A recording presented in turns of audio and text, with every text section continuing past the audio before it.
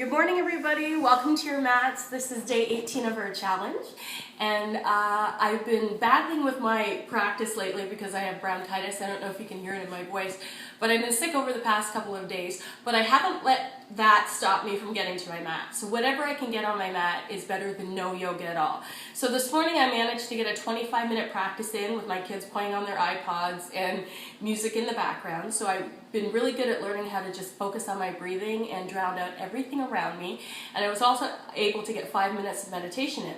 So I just got back from my walk this morning, and I wanted to address a couple of questions that I got on the Facebook page. I want to thank Norma and Anne and Keisha for engaging me on Facebook and asking questions. I love that, and I invite that, and if I can create a video or help you with any of the challenges in your practice, I would love to hear from you.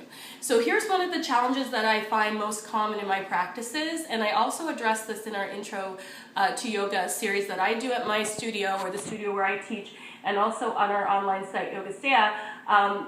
There's a lot of vinyasa sequences that ask you to step your foot between your legs, and if you have weak abdominals, tight hamstrings, tight hip flexors, it's really, really hard to do that. So for me, it took me about a year, believe it or not, to be able to step my foot between my hands, but in the course of this process, I've learned a couple of tips that I want to share with you.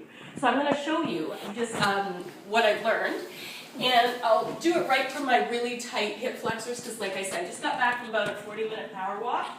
So I'm going to come right to downward facing dog. And remember what I said about big dogs. Don't be afraid to have a nice big dog. Lift the arm bones, lift the sitting bones up, roll the heels back. So it's usually from here where they want you to step through. So when I tell a lot of students to step their right foot forward between their hands, this is what happens, right? And then what ends up happening is they grab the foot and they bring it forward. So what I would invite you to do is when you're asked to do that, lift the leg up nice and high. And now I want you to focus in on my hips here. I'm going to bend my left knee, shift my hips forward, bring my knee to my chest, and see if I can get a little bit further up. And then when I'm there, I just widen my stance by taking my foot out to the side, and then I'm able to come up pretty steadily, okay? And these are drills that you can just practice on your own, and this in and of itself can just be your yoga practice. So I'll do the left side, and what happens is you ask people to step their left foot forward, and this is what happens. They can't get very far. So if you get them to lift their leg up, come up onto your toes, shift your hips forward, bend the knee, and even if you take your leg a little wide out to the side, that can help you step through and come up. So you can play with that as your drill. So watch my hips again. Shift your hips forward, come up onto your toe, bend your knee, step forward. Okay? Perfect. So that's the tip I have for you for stepping your foot forward.